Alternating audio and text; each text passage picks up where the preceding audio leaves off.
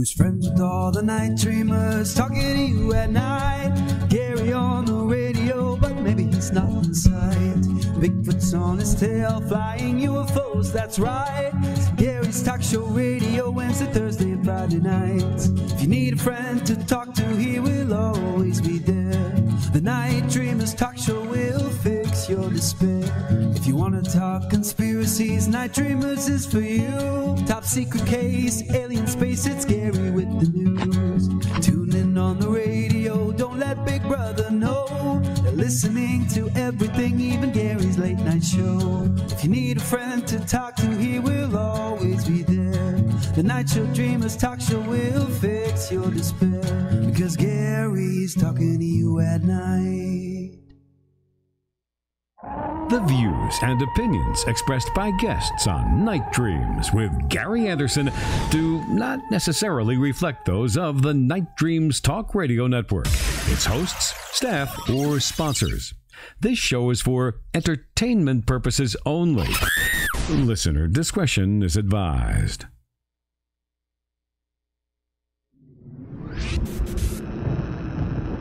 When the world sleeps, the unknown awakens. From UFOs to Bigfoot, time travel to the unexplained. This is Night Dreams Talk Radio, one of the fastest growing alternative talk shows covering all time zones. And guiding you through the darkness, the legendary Gary Anderson. Are you listening? Because the night has a story to tell. Well, good evening, everybody. It is May the 2nd, and we're in a time warp. Boy, time is going by so fast. Well, tonight we have a great guest. He's been on a few times before, and we're going to be talking about his latest book, The Fourth Mind. That is Whitley Strieber. But before that, we got Guy Ticker with the news, and this week he's been in Europe for us, in a couple conventions and all that stuff, and he's now actually in the UK. He was in Germany.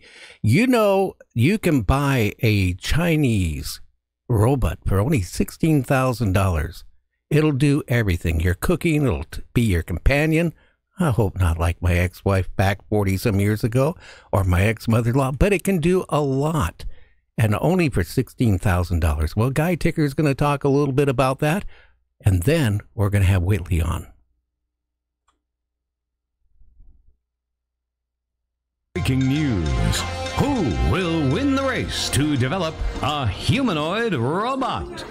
I'm Night Dreams Talk Radio Network News Director Guy Ticker reporting to you on the scene. It's a bright spring morning here in Hanover, Germany, and I'm on my way to meet a robot. I have been invited to see the G1, a humanoid robot built by Chinese firm Unitree, at the Hanover Messe, one of the world's largest industrial trade shows. Standing at about 4 foot 3 inches tall, that's 130 centimeters, G1 is smaller and more affordable than other humanoid robots on the market. It has such a highly fluid range of motion and dexterity that videos of it performing dance numbers and martial arts have gone viral.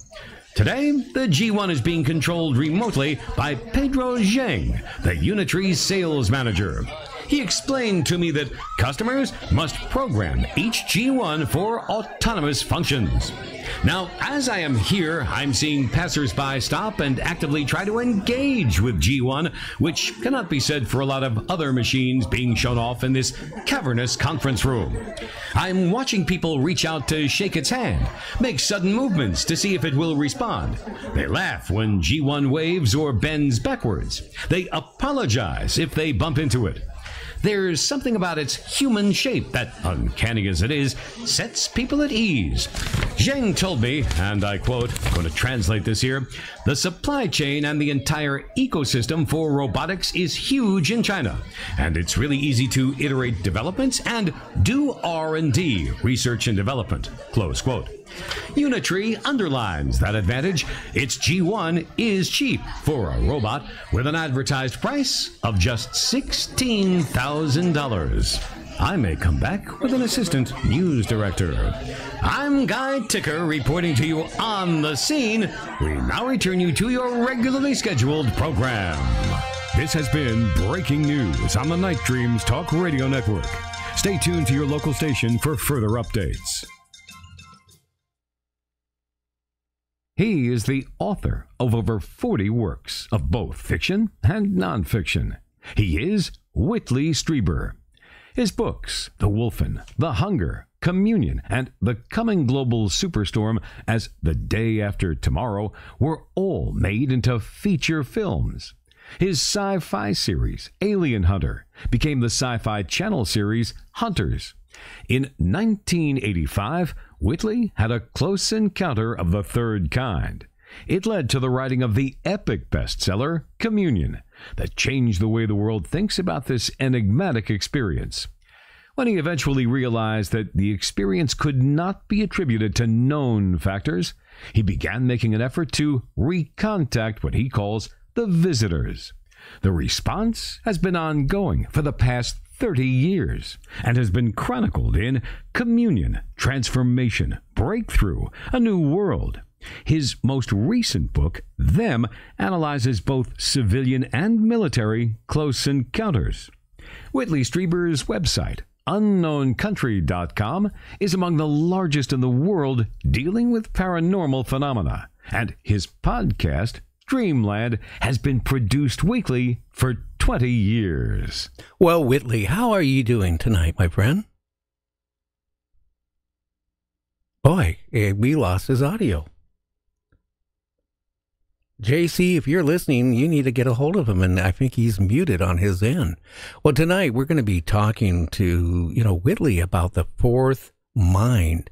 That's his latest book of, about ET encounters and what is going on. If you really think about this, if it wasn't for Whitley, a lot of these stories and things about abductions would have never, ever been brought out. If you think about that. Whitley, do you hear us yet? Oh, he's not there. So I don't know. We gotta, I'm going to play a little bit of music here, and then we're going to get him hopefully on. So let's see what happens here. So let's do this.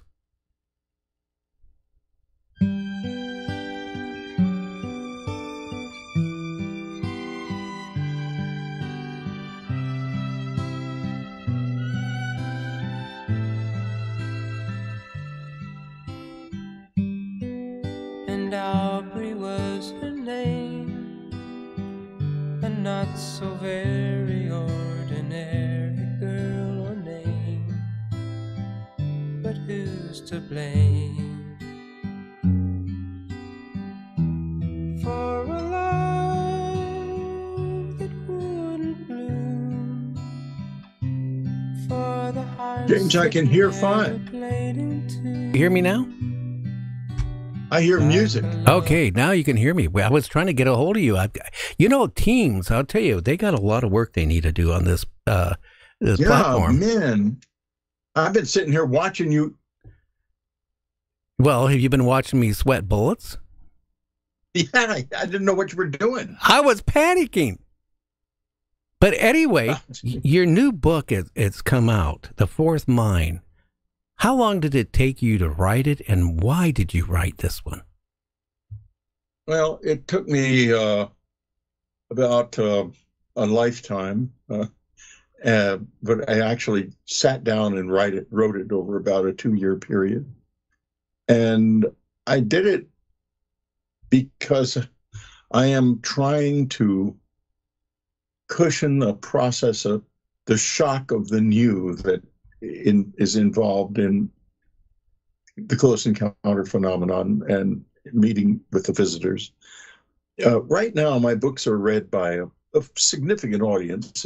It's true, but not, they will be available for people who know nothing about this, who have never heard of it, when and if the visitors show up. And from communion, transformation, breakthrough, new world, them, and now the fourth mind, is a journey as deep into the close encounter experience as anyone has yet gone, I think, including people on the inside. So that's why I wrote it, so that it will be there when it's needed, even if I'm not here, because I might not be here when that happens, if it does. But if it does, and when it does, the books will be valuable. And they're valuable now to people who are having the experience and people who are curious about it, for sure. There's a lot of people, I get a lot of emails from people and letters, are scared to talk about their encounters, of what has been going on, being contacted by ET. There's a lot more people out there being contacted than we even realize that, Whitley. Oh, God, yes. I get letters every single day from people who have no place to turn. And they don't dare even go on the experiencer groups because they're afraid that someone will recognize them. And some of these people are in very sensitive positions in the world. And, doctors and scientists and academics especially are very scared to talk about their experiences in any even semi-public forum. So guess who they end up talking to? Me. But you, too, have something that a lot of people don't have. You've been implanted, too. I have an implant, that's correct. The thing about, the ETs, the visitors, the intelligent level, do you think they're still evolving? It's a good question. They seem to me, well, first, it's really hard to understand the way they are. For example, they don't speak. They don't have a voice. They don't have the capacity to speak with voice. They use telepathy. And that means that their minds are all connected at all times. And it makes them very different from us, sort of fundamentally different. Their eyes are such that they don't see color. And they don't need to see color. They have other needs for their eyes. And the result of that is that they don't really experience the world very much the way we do at all. So, they can't speak, they're telepathic, they don't experience life the way we do. And, you look around you on this planet and you think of an elephant or a dolphin or any kind of a creature that's not human, a dog, a cat, your beloved dog or cat.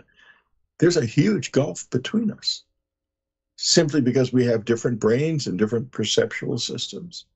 Who knows what a dog thinks? Because a dog lives through his nose primarily. A lot of people, a lot of vets and scientists say that dogs and cats and animals live for the moment. I disagree with that. It amazes me. We have a German Shepherd here that actually, since I had my 2 heart attacks, has actually became my mother. And I tell you, they can think a lot more intelligently than we give animals credit for. I think so, too. I think that they are. And not only that, telepathy is very much a commonplace among animals. And not all animals will react to us. But I think, for example, when you see a pack of coyotes working together, or a flight of starlings, a flock of starlings flying together, there's a link there that we don't understand and that we're not aware of. When you hear the voices of coyotes, they just sound like they're yapping, but that's a complex language you're listening to. It's just entirely different from ours. Well, I've had. Oh, go ahead. I'm sorry. Go ahead. Well, I was saying No, I've had Captain Paul Watson on I don't know if you know who he is. He was one of the founders of Greenpeace, and he's been trying to save the whales and all this type of stuff from slaughter. But a lot of people don't even realize whales can communicate thousands of miles. Yeah, and elephants can too. They communicate using the vibrations in the earth.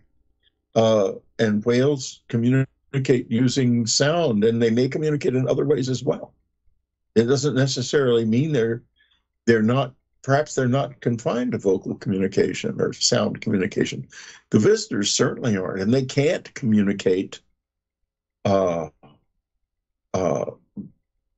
with speech. They can't do it. At least the little gray people can't do it.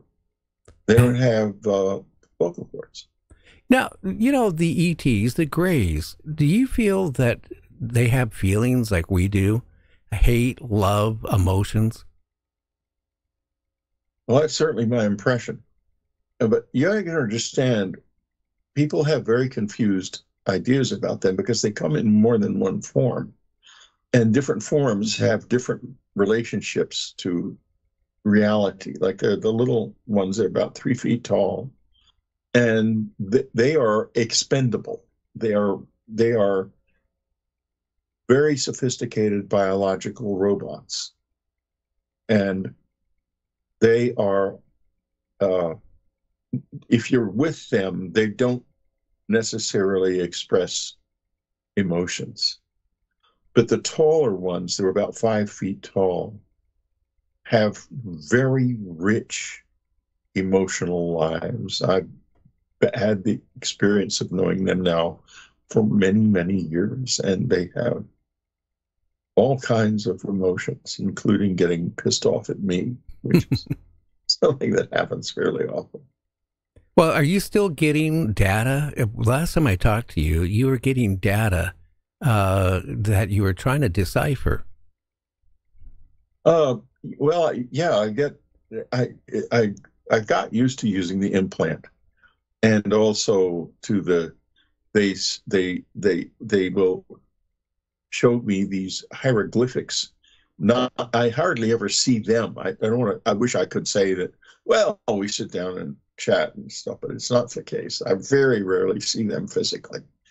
But I've learned that it's not necessarily about data. In other words, the hieroglyphics, I don't need to understand them consciously, like I would understand words. I will react to the information that they have in them without necessarily being able to translate it in my mind into our languages. And it's the same with the telepathy. It's not, we think of telepathy sort of science fictional, and it's someone talking in your head, and that is part of it, but it's not all of it by any means. It's much more subtle, and I've learned how to. I wouldn't ever call it data anymore. Let me put it that way. Never. It's more a communion of thought that and I use it in my writing constantly. I couldn't write these books without it. Very interesting.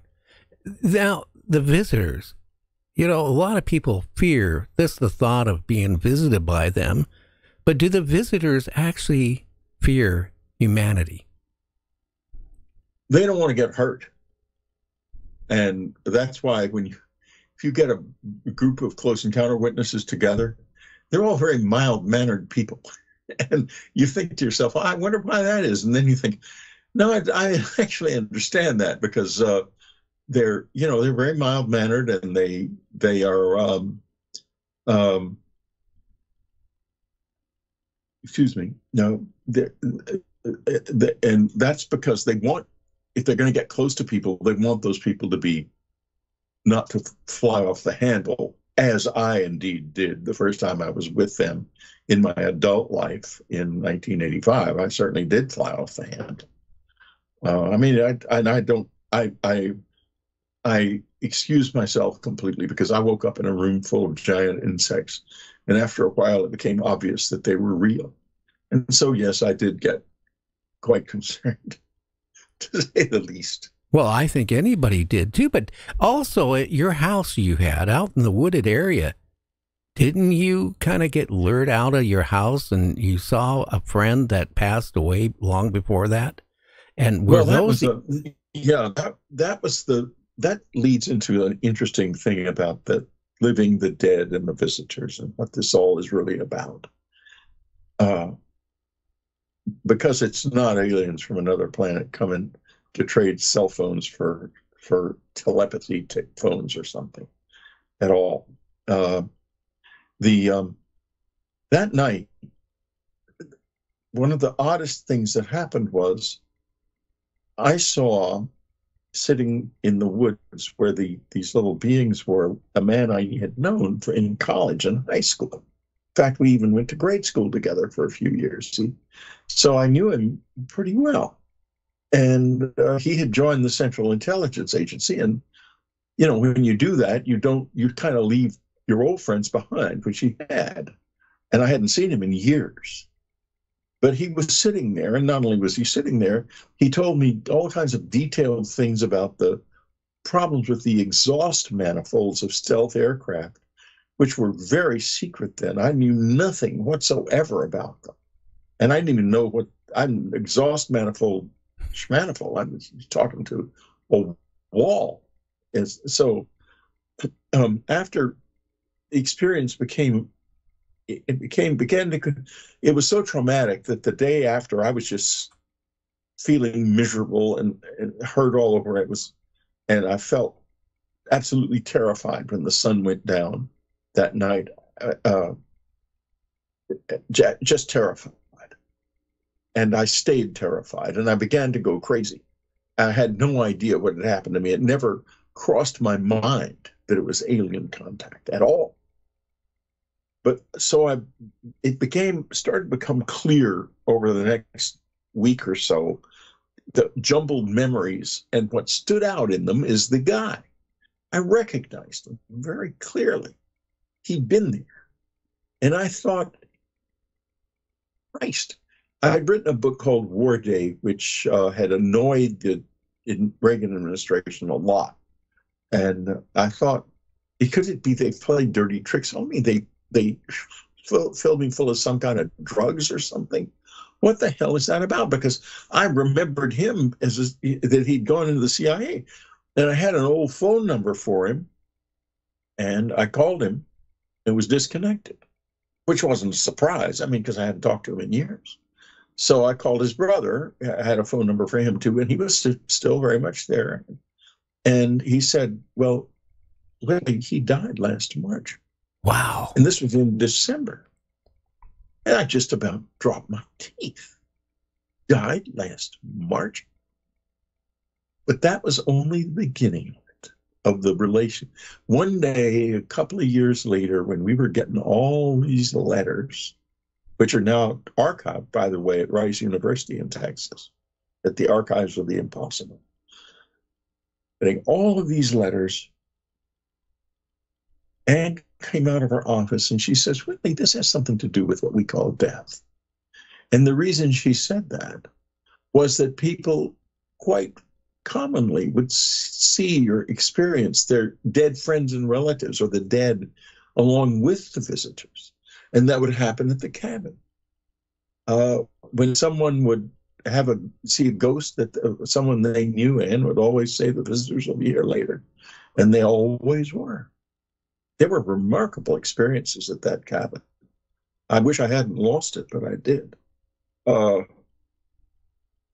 It was just, they'd come up to the cabin when we had groups there. They'd come up to the cabin when we didn't have groups there too, for that matter.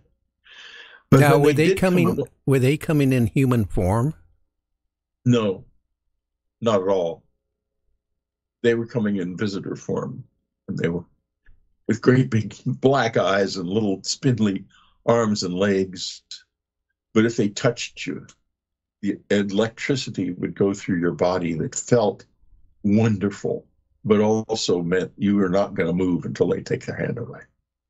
So they were pretty much in control of the situation with people in the cabin.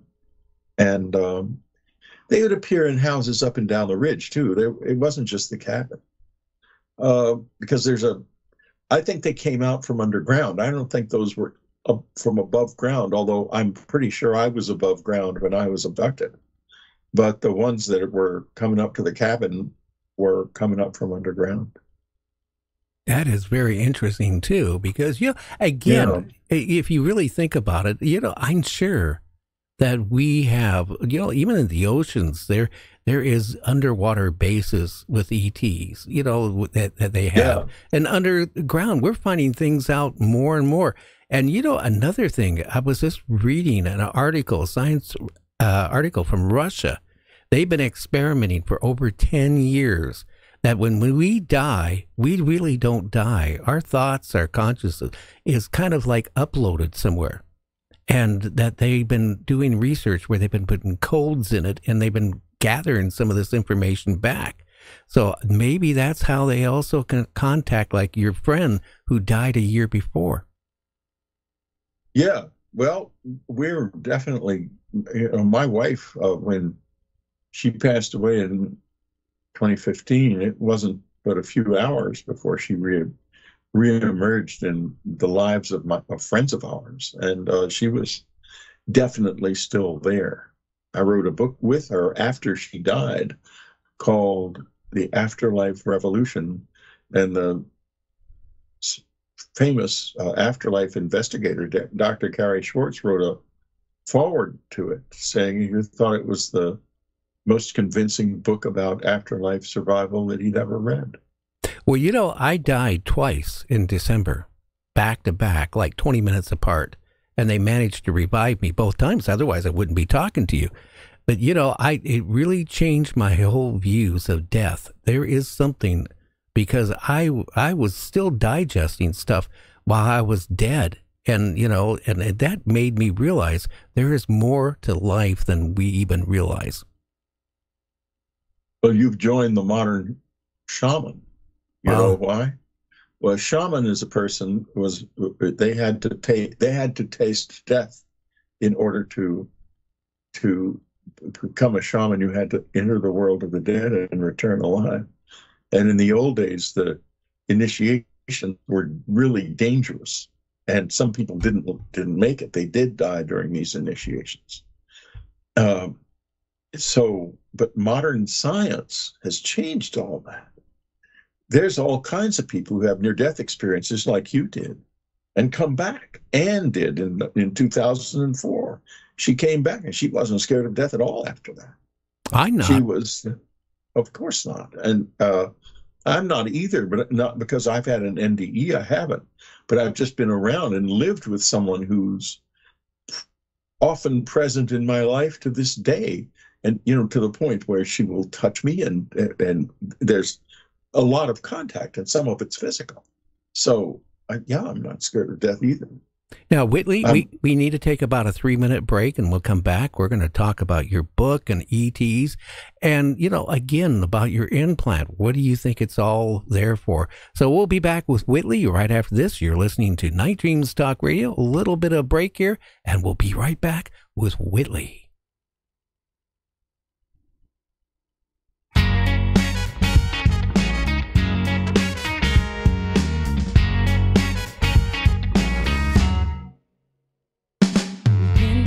For a long, long time, time goes by so fast. Maybe it ain't been long enough to forget how it began. When I saw you walking down my street, didn't even know your name, but I got a feeling inside of me, nothing's ever gonna be the same. Never gonna be the same. Minutes, hours, years and days, time goes by, but nothing's changed. I feel it that same way. Do you have a mother with a weird sense of humor? We have the perfect solution to your potential gift-giving conundrum. Buy for Mom this great read, The Expectant Mother Disinformation Handbook. It's the latest book by Robert Guffey, author of Chameleon. In the pages of the handbook, you will learn about the dangers of allowing your fetus an in utero internet connection, the growing problem of terrorism in the womb, and the little-known fact that Shakespeare created pregnancy, among other esoteric secrets. The Expectant Mother Disinformation Handbook is available directly from Madness Heart Press and Amazon.com. No infants were harmed in the making of this handbook. The Expectant Mother Disinformation Handbook by Robert Guffey. Order now. 2025, a year of false flags or impending contact. Do narratives hidden in the Bible and indigenous stories reveal what happened last time humanity was in contact with extraterrestrial intelligence? From international best-selling author Paul Wallace, The Eden Enigma and The Invasion of Eden. Archaeological sites, enigmatic carvings, and ancient texts reveal answers from the dawn of civilization.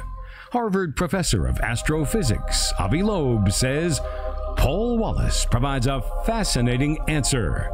Eric von Daniken says enlightening and persuasive. The Invasion of Eden and The Eden Enigma, available now on Amazon. When darkness falls and questions echo through the night, we go beyond the headlines into UFOs, Bigfoot, Earth changes, time travel, and even Hollywood's hidden truths. This isn't just talk. It's the unknown unleashed. This is Night Dreams Talk Radio, where mysteries live and the strange is real. And now, the legend himself, Gary Anderson. And we are back with Whitley. You know, Whitley, a lot of this stuff, like people, claiming they're implanted this or that. I heard a lot of it, but your implant, goes active quite often, doesn't it? Well, first of all, it's well documented. The attempt to take it out is on video, and you can easily see the doctor and my wife and the nurse observing the object and observing it move from here in the top of my ear where it lives now down into my earlobe in order to avoid being taken out. And there's also a CT scan of it, which is very clear. It's real, it's there, and it is anomalous. And that's on the record because people observed it doing what it did to avoid the scalpel. So it's there and real. It came into my ear in May of 1989. And incidentally, I always mention now, someone pointed out that in one of my books, it says it was 92. It wasn't. It was May of 89. That's a typographical error that was overlooked in the copy editing of the book. So that aside, what happened was this. I was lying in bed. It was about 11 o'clock at night. Anne was in bed beside me asleep. And I heard the crunching of gravel in the driveway, but no car lights. It was a May night in the country, beautiful evening, but the crunching of gravel in the driveway with no car lights was a bad omen. And plus we had a big gate. So that was very worrisome. And my initial reaction was to go for the floodlights that surrounded the house, and you could turn them on with a switch by the bed. And as I moved, I saw two people in the room, a woman, and then standing behind him, a man. And they rushed toward me, and I started to go for the shotgun under the bed. And the next thing I knew, I was lying on my right side. I couldn't move, I couldn't see, and my head was being pushed down into the pillow. The next day, I became aware of the fact that there was a sore place in my ear. There was no incision. It had gone in through the skin somehow. And I wanted it taken out. And Anne said, Whitley, I said, it feels like it's a tracking device. I don't want to be tracked. She said, well, no one's going to track you because you're not interesting enough to track. Where do you go down and get the paper? You go to a movie every once in a while. No one cares. If it's a tracking device, they're going to turn it off in a week. And I thought to myself, yeah, she's probably right. I'm no super spy or anything. I'm definitely just a very ordinary person. And so it stayed in until, I guess it was 96, and she had made me promise to leave it in until we figured out what it was for. But in 96, I met this doctor at dinner. We were having dinner with some friends, and he said, I'll pop it out for you. He touched it. I said, I have this lump on my ear. And he touched it and said, it's a little cyst. Come over to the office tomorrow morning. I'll pop it out for you. Anne was pretty pissed off, but she let me do it. She said, you promised me this, and you'll never do this again. She probably already knew. She knew a lot about Dr. Roger Lear's stuff, and that they tended to run away from any attempt to take him out, because that happened in Roger's experience all the time. Right. So that happened, and it came back, and I'm glad it's there now because I use it in my research. It's a very, very valuable tool. I could not write the books that I write now without it. Does it give you any psychic abilities? No, not overt psychic abilities.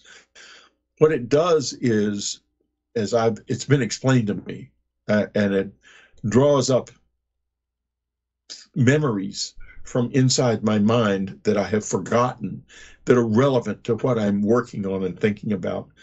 And it really enhances the experience of, it makes my mind much bigger, because it's like I have a super memory when I'm using the implant, when the implant is turned on. And so it's very, very valuable in that regard. Can you turn it on or off, or does it come on and off without your ability to do it, control it? When I'm working, it turns itself on. And when I'm in interviews, for example, it's on now, for example. It's working right now. After all these years with your implant and them being in touch with you and communicating with you, do you think that they are trying to give us confusion, or maybe have a different type of intention that are misleading you? No, they're not misleading me at all. I've gone through quite an arc with them, from starting out with, in childhood, I loved them. They would come and I forgot all about that I forgot about it because of the way the brain works. It was detached memory. And like my father used to take me out to the country house to meet them, and a couple times when I was a little boy, and nothing was ever said about it. He didn't say anything about it, so neither did I. And then after a while, it stopped and it just slipped out of my mind. And so when they came back in 1985, I was shocked. I had no sense of memory of them at all. But subsequently, it started, it was pretty rough in 85, very rough. It was awful what happened.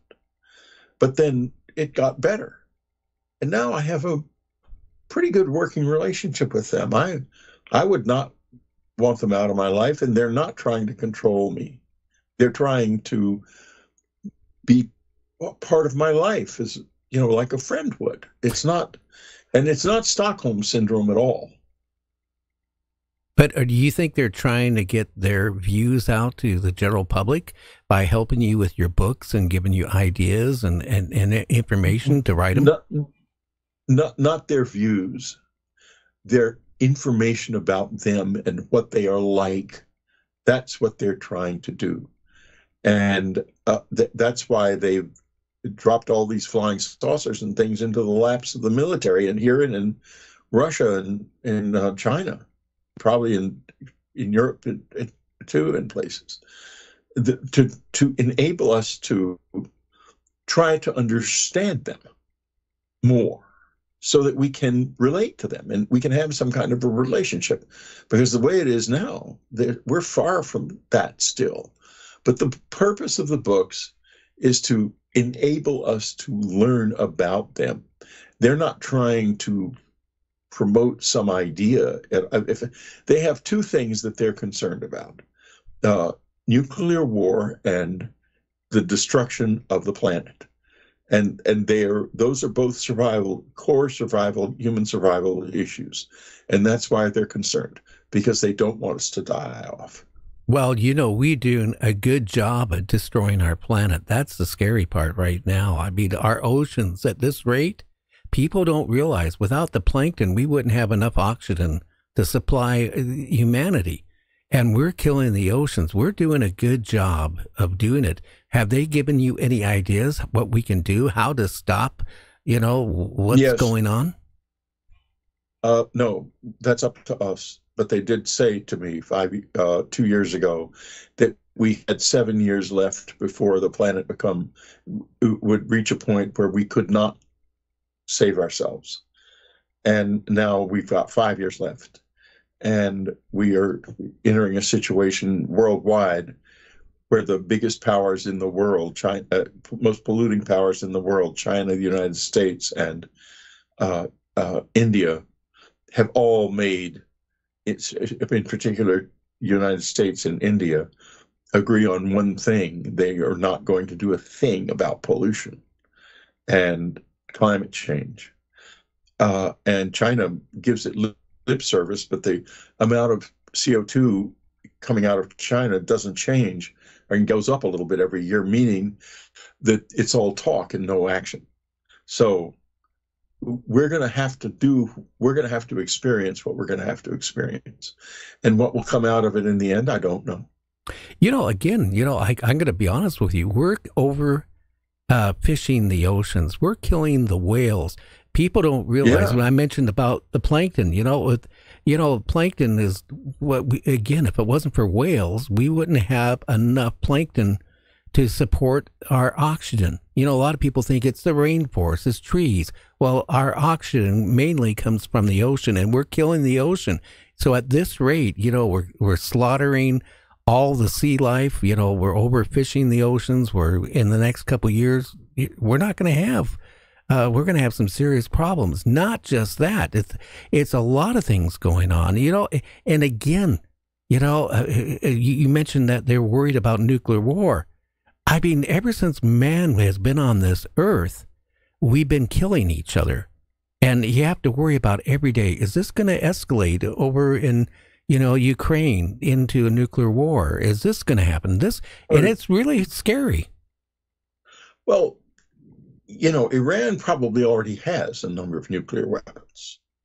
Whether or not they're deliverable is another question. They're probably not deliverable, but they have them. And, the United States right now is really pressuring Iran about its nukes. And someone could slip. And if they slip, it could be like the beginning of World War I. In July of 1914, no one dreamed that there would be a world war. 4 weeks later, it had started. And, we could end up in a situation very easily where there is a nuclear war. begins and ends in 15 minutes, and nobody really ever knows what the hell happened. And that's the scary part. You know, again, there's been claims that ET actually has, set up on a couple bases where, where the missiles started going into the launch cycle and then they stopped it to show us that they have control. You think, have they given you any communication that they would stop a nuclear holocaust, or would they let it go? They have not. And that worries me, because I have asked about that and not received any response. So I can't tell you the answer. I would hope so, but I fear not. They may not be able to. I mean, we don't even know how many there are here or how effective they are in terms of controlling, engaging in social control or military action, or if they would even do that. They're a non-vocal species, and they're mentally linked. And I don't honestly think the Greys have ever had anything like a war inside them, in the same sense that you don't go to war with yourself, because they basically are the one self with a lot of personalities, a lot of different people. Now, I think they have probably differences of opinion, but I don't think they get to the point of having wars. I do think there's conflict, though, because this is a big, complicated universe, and I don't think it's just us and them. I've met two of the so-called tall whites, and I've met one of the Nordics, and these people were entirely real, and they were not of this world, and that was very clear. So that's three species I can talk about, and from what I understand, there are lots more. What the Virginia aliens in Brazil were different from the Greys. They were in the same general form, but they were definitely a different species entirely, and probably from a different world. So, and think about how many planets. Now that we've got the Hubble and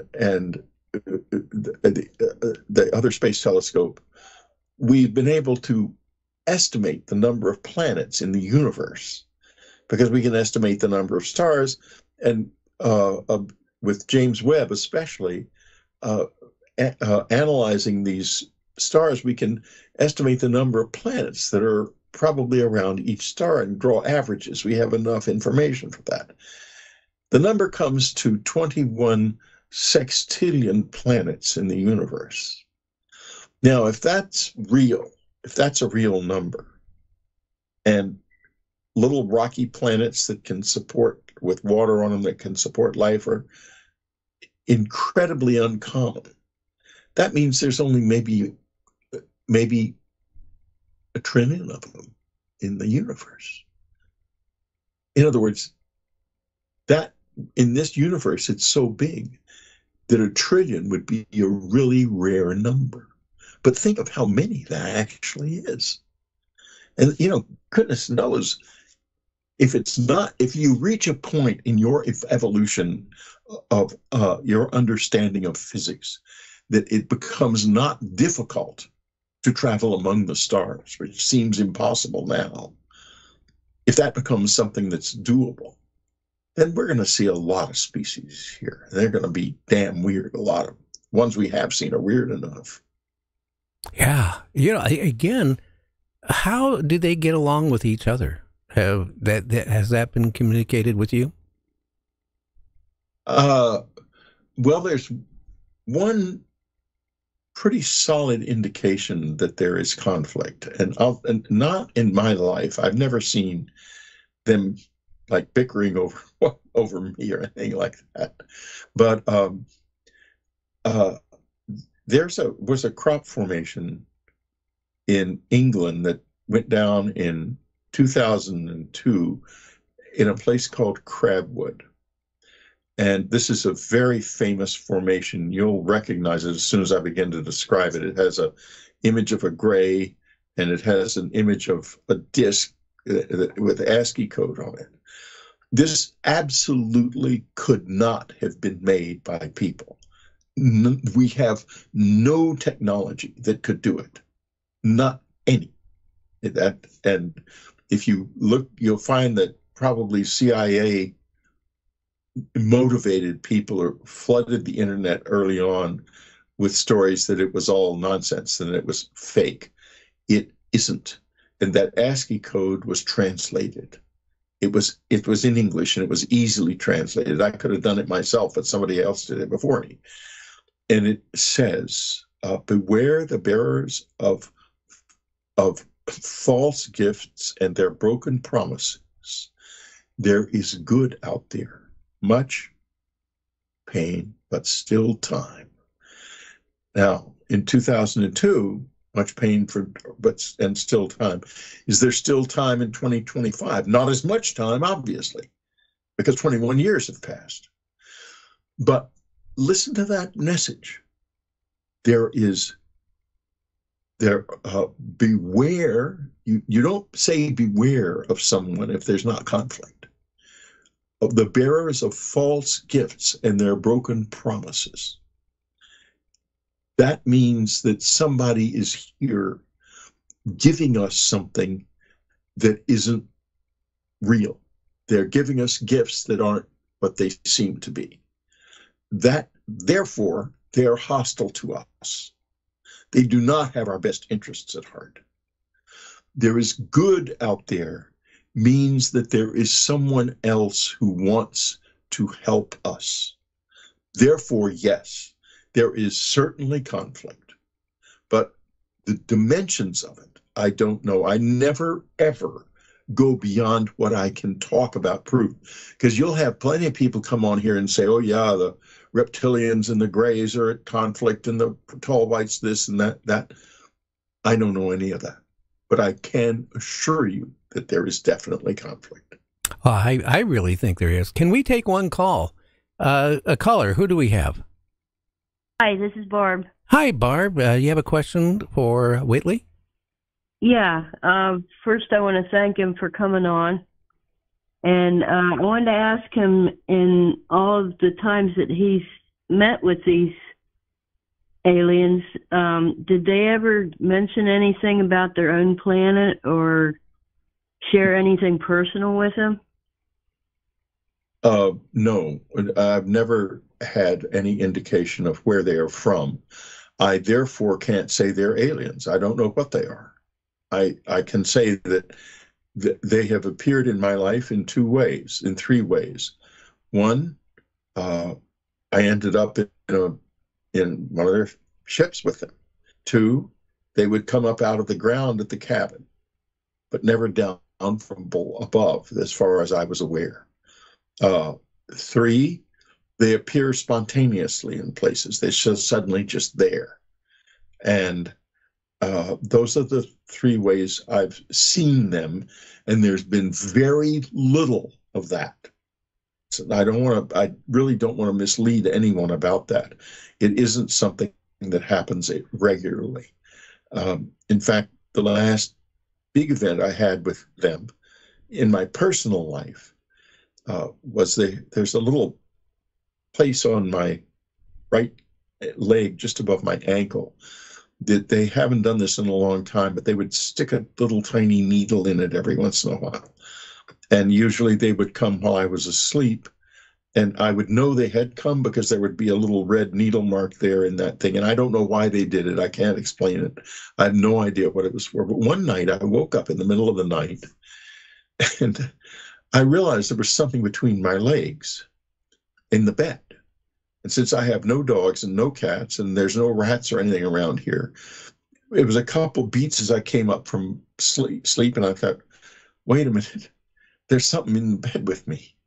And I jumped up out of the bed, and because I wasn't expecting that. And this happens when you're asleep. You're not going to necessarily react well, and I didn't. The little being immediately leaped up, he scratched both of my legs with they have these claws, and as he was jumping away, and jumped off into the bathroom and disappeared. that's the kind of physical contact I have had in recent years. Not much. But what with? I wish I could tell you they were aliens. I don't know if they are. That answer your question, Barb? Yes, thank you very much. Okay, thank you. Yeah, again, when you think about all this stuff, I mean, it makes you wonder. You know, another thing, because our time is almost gone, what do you think about disclosure, the way it's going? It seems now with what's going on politics-wise, tariffs and all this stuff, it's now kind of like, you know, forgotten pretty much, at least with the government side. What do you think? I don't think it'll happen.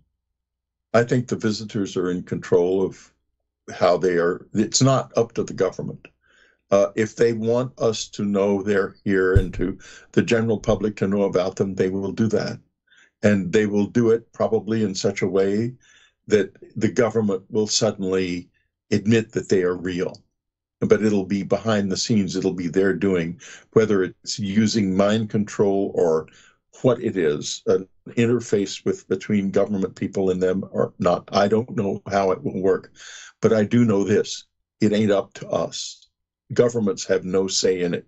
The visitors make their own decisions about the degree to which they are going to be seen. And right now, they are constantly, they're very aware of ontological shock. That is the shock of the new. And they watch the culture and the society very, very carefully.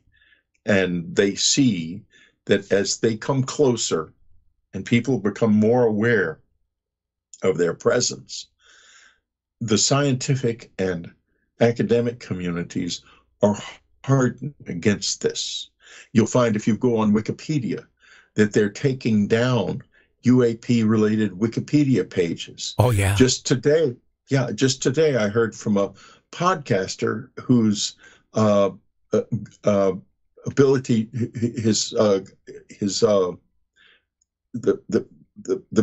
the company that handled his financial transactions on his website told him that they were canceling his account.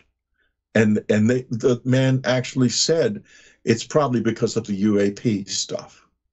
Well, you know what I found out? You know what I found out? Even YouTube, which is Google, if you mention the wrong wording of a show, I've had some shows pulled down and removed, and it was nothing wrong with it. Just the wording. If you mention, you know, like disclosure the wrong way on UFOs or whatever, if you word it just a little bit like, hey, breaking news on disclosure, you risk having that episode yanked off. Yeah, I know. Everyone I know has that problem. And so that's an increasing, that what's happening, as far as I understand it from the dialogues I do have with the visitors quite frequently, the closer they get, the more intense that shock becomes. So that when they're very close to us, we'll know it because everybody's going to be taking all of our stuff down and taking our money out of our bank accounts and everything. They'll go on a war path against us right at the end. And then the visitors will show up and the ones of us who are left, the ones left standing will hopefully continue to carry the torch ahead.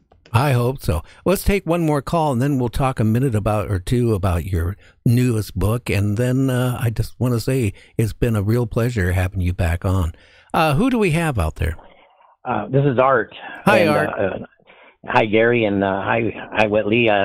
Very interesting subject. I wanted to, I'll be short in not going to the details, but this has to do with reptilians. I've seen these from my friend's video from his house. He got these two green, about 4 feet tall aliens with the almond-shaped big heads. Their chin came down to their solar plex, but I noticed thought that was their suit. It looked like the little scales of under the belly of a lizard. So I'm considering they were probably reptilian of some species. Then I was at a meeting, at a MUFON meeting, and I met this woman that was a hybrid, and her eyes were going from reptilian to human in there. And with a witness with me, and then I got confirmation from a psychic investigator. So from there, that's a hybrid reptilian. And then I had a friend that she went on the show about an underground base. You got a we question? Yeah, Yes, the question is that these are different reptilian issues of different reptilians that look different and are yet they're from a reptilian species. So what would you be? Well, I'll just get to it short. I have not had any experience with reptilians, and therefore I can't answer the question. Oh boy. Okay. Well, maybe I can give you is that seeing these, and I won't go further, but there was other ones, and they look like velociraptors to a human that had like a reptilian on a picture, came out reptilian looking ears and a facial in that kind, and then the hybrid, and then two aliens that were green short, but the green color. I have no Art, way to relate to this. Okay, our show's almost over. Thank you for calling in, will you? Okay. Okay. Thank you. Bye. Okay. Yeah. Anyway, yeah. Your book. Where is it available? And again, you said it took about a year to write it. 2 years. 2 years. Yeah, it's available on Amazon as a hardcover, a paperback, and an audiobook, which I've read. It's read by me. You can go to unknowncountry.com and click on store, and you can order signed copies of the hardcover of that, and also of Communion, my book Communion, and of Them, my previous book. And I'm going to be at Contact in the Desert on May the 31st. I've got a lecture, a workshop, and an intensive. Well, people need to go and go see you. Again, is there anything in this book, any warnings to the population, of humanity, or anything in this book? In my book? Yeah, the Fourth Mind. No. The purpose of the Fourth Mind is to help people, not to scare them. The first half of it lays out the anatomy and functionality and the way the minds of the visitors and brains of the visitors work, insofar as I know these things, and what their ideas about the nature of reality and what we call spirituality are. And the second part of the book goes into our own past and talks about why we don't have abilities that they do have, such as the ability to levitate, the ability to use telepathy, and how we can regain those abilities and why we lost them. That's because what we had them too. Yeah, I was going to ask you. I think at one point we had them and we lost them. We lost them. That's exactly correct. And it's no fault of anybody's. There's nobody at fault here. It's just the same as with climate change. We all blame each other, but it's only one thing causing this. It's population population explosion. And we're not managing our population adequately. And, we have a lot of people here, and we have to accept the fact that that's putting a lot of stress on the planet. Yeah. And you said they're saying we got about 5 years before it's pretty much too late. Yeah, that's correct. Well, hopefully I make it another 5 years. I don't know if I want to be here at the end. You know that. Yeah, I'm not sure I do either, but I do my work for the kids. I love this mankind, and I love children, and I want to see more children. We have probably got more than 1 million years in our DNA before we would spontaneously begin to run out of new ideations, expressions of the human body.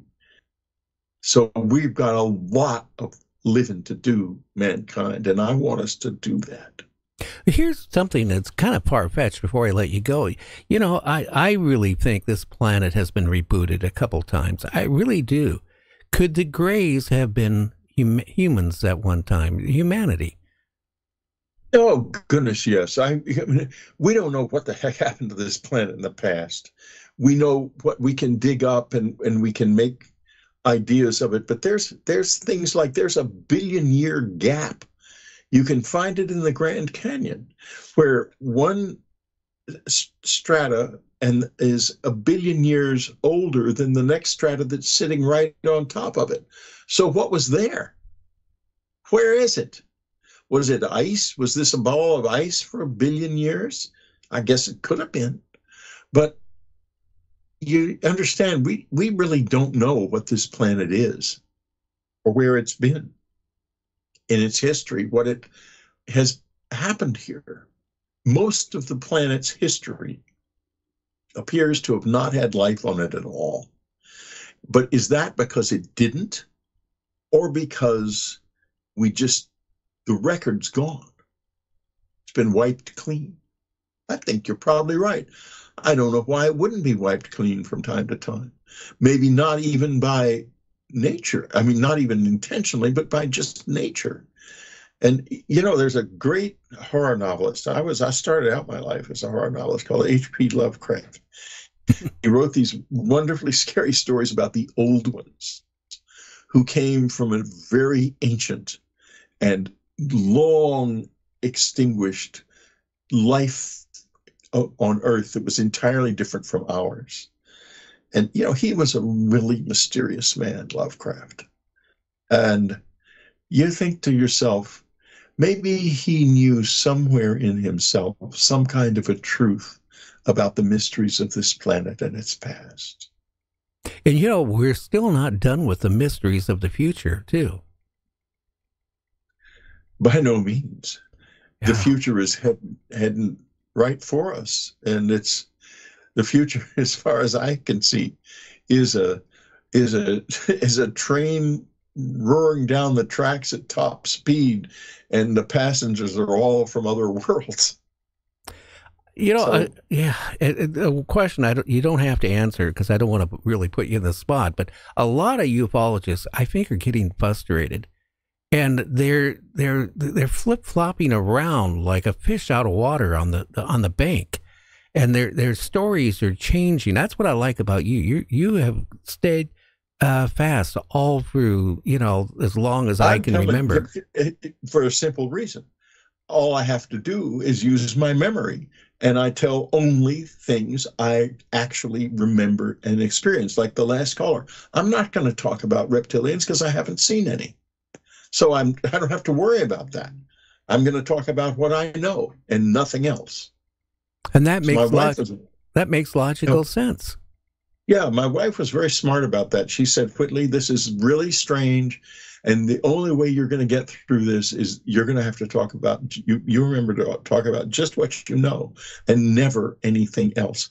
When I was writing Communion, she would take the manuscript pages and she would say, Whitley, this paragraph is you're making assumptions here. You don't know this, and we make it out. I learned from her how to do that. She was a school teacher by trade and an excellent one. One last question for you before I let you go. Some people claim that planet Earth is a prison planet. I don't buy that. What's your feeling? I'm of two minds about it. I think that that might be possible, because the reason is, it's also possible, though, to think of it more as a school, because it is, you do ascend off of this level. I'm sure that can happen, but it takes work. It's not something that just is automatic. You can't, like go to confession and then go to heaven. You have to work at it. You have to really work at it. Annie was a very enlightened person, my wife, and I asked her about that. I said, what is enlightenment? And she said, maybe the best thing I've ever heard about enlightenment, because I think she probably was enlightened, especially toward the end of her life. She said, enlightenment is what happens when there's nothing left of us but love, and you concentrate your life on that aim, and everything changes. And you think to yourself, prison planet, school, whatever it is, I have a destiny that is worth living for. That is really heavy. I don't think so. I think it's true. Oh yeah, it is. Yeah, of course it is. You hear a thing like that, you know it's true, because it is true. She was right about a lot of things, and that was one of them. Are you thinking about writing another book? I'm working on another book. I'm always working on a book. Okay. If I'm not working on a book, then I wouldn't be entirely alive. So it's still banging around in here, but it's going to come out soon. I think I'm going abroad after Contact in the Desert for the summer, and I'm gonna write. I'm gonna hang out with friends in Europe and write. It sounds like a good plan, especially now more than ever. Whitley, again, I want to thank you for being back on. And again, our connection, I was a friend of Art Bell. You were a great friend of Art Bell's. Yeah, I sure was. Yeah. And, I watch your show quite often. And again, can you share how they can find your show on YouTube? Sure. Just go to Whitley Strieber Dreamland, or Strieber Dreamland will probably work too, or Whitley Dreamland will work. If you just go to Dreamland, you'll get a bunch of things. But if you put any part of my name in it, you'll get me. And yeah, I have a lovely YouTube channel, and it's a good show. Dreamland is probably could be the first podcast. Because I was on Clear Channel for a couple of years after Art decided he couldn't handle Dreamland as well as Coast. Being on 7 nights a week turned out to be a little bit boring. So he gave me Dreamland, and Clear Channel dropped Dreamland after about 2 years, and then I took it on the internet. And I just, I think it might have been the first podcast, because that was like 2002. Yeah. And, that's a long run, and it's been on for a long time. And I'll tell you what. I've been doing it since 1998. That's when I started, 1998. Yeah. Well, I want to, commend you for it. It's a great show. It's not boring. It's always fresh each time. So it is, yeah, because I'm always interested in the world. I love my guests. I have a really good time on Dreamland. Well, I will say this, again, I've been in radio, since 1970, doing talk radio. And before that, I used to go down to the local radio station and spin records for the DJs. I've been in it all my life. And, what I don't like, honestly, and I'm going to make enemies right now, there's a lot of podcasts out there. It changed. I kind of, I'm old school. I kind of like it like how Art Bell did an interview. And if you listen to a lot of these podcasts out there, I tell you, I can't listen to them. I'm too easily fascinated. I can't listen to them, I have to say. Yeah. I can be hooked by an interesting interview in 2 seconds. And then next thing I know, it's hours later. I have to tell you, a lot of my good friends in the podcasting world have really long podcasts. And I say to them, you ruined another night for me. I couldn't stop listening. And now when I looked up, it was 1 o'clock in the morning. Yeah, my wife gets mad at me and punches me. Like, I have to go to work in 20 minutes. You've been listening to, all night long. I go, hey. Right. But you learn a lot. Hey, Whitley, again, I want to thank you so much, for being on. Well, it's been a pleasure, and I'm glad we got over the little hiccups that we had at the beginning with whatever the internet was doing to us. It's been a pleasure, and we'll do it again. Okay, my friend, you take care, okay? You take care, too. Okay. Well, you know what? We'll be back next week on Thursday, Friday on Night Dreams Talk Radio. Again, I want to thank Whitley for being on the show. And we had a little bit of hiccup at the beginning of the show because, we've been on Skype for years and years. Skype is no longer around. And now they have a new one, which we're learning the new ropes to get that to work. As you notice, my producer is not on tonight. We couldn't get him on. We've got to work on that next week. But everybody, I hope you enjoyed the show. Whitley is always exciting to have on. Again, if you want to send me a letter and tell me, what type of show you'd like to hear, from anything from cryptics to abductions, UAPs to earth changes, it's nightdreamstalkradio@gmail.com. Our website will be updated by Monday. And again, I want everybody to have a great weekend. And you're all night dreamers. So everybody have a good one. We'll catch you on the other side. Who's friends with all the night dreamers talking to you at night? Gary on the radio, but maybe he's not inside. Bigfoot's on his tail, flying UFOs, that's right. Gary's talk show radio, Wednesday, Thursday, and Friday nights. If you need a friend to talk to, he will always be there. The night. Time slips. A haunted office building on a haunted street.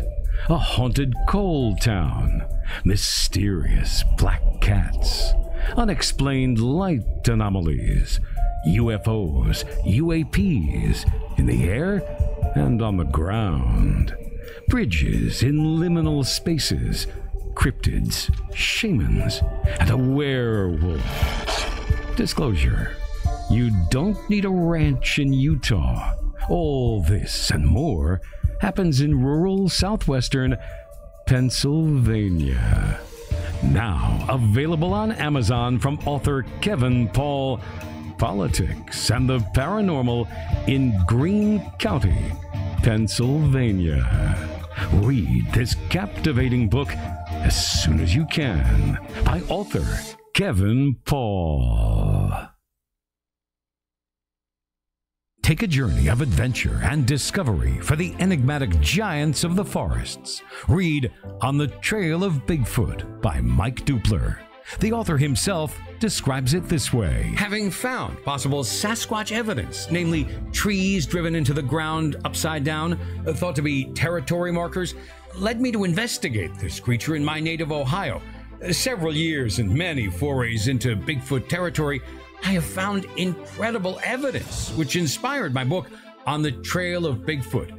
Bigfoot is alive and has many fantastic abilities.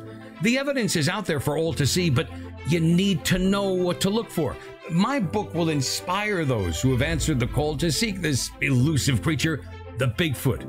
The truth is out there. Read On the Trail of Bigfoot by Mike Dupler. Available now at Amazon.com, BarnesandNoble.com, and IndieBound.